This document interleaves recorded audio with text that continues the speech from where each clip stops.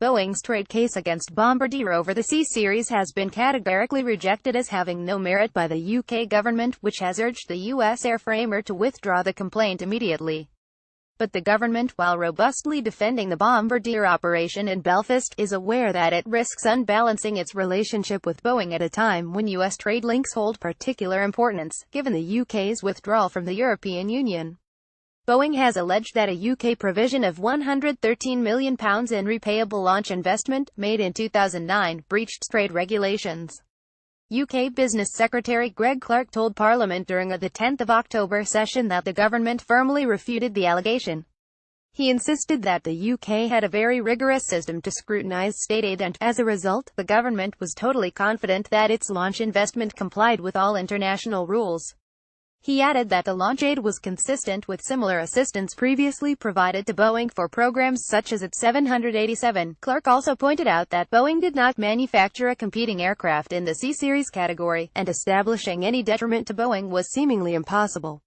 "We consider this action by Boeing to be totally unjustified and unwarranted and incompatible with the conduct we would expect of a company with a long-term business relationship with the UK," he said.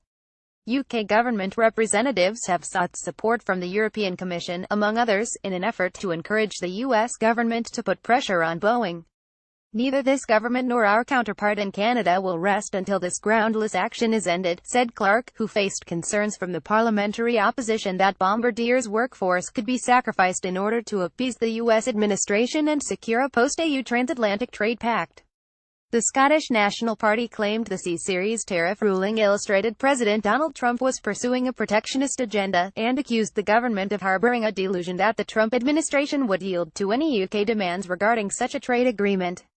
Clark said that Boeing had benefited from UK defence contracts, and had recently invested in a new aircraft technology plant in Sheffield, and that the government was bitterly disappointed by the company's actions against Bombardier. He added that he had very explicitly told Boeing chief Dennis Muilenburg that jeopardizing the U.S. firm's reputation and relationship in the UK was not in Boeing's strategic interests.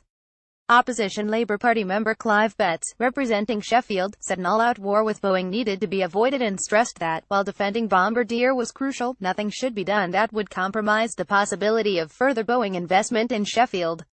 Clark responded by stating that, while the Boeing investment was welcome, the government needed to be absolutely clear that companies promoting one aspect of the UK aerospace sector must not recklessly damage other important parts of the sector.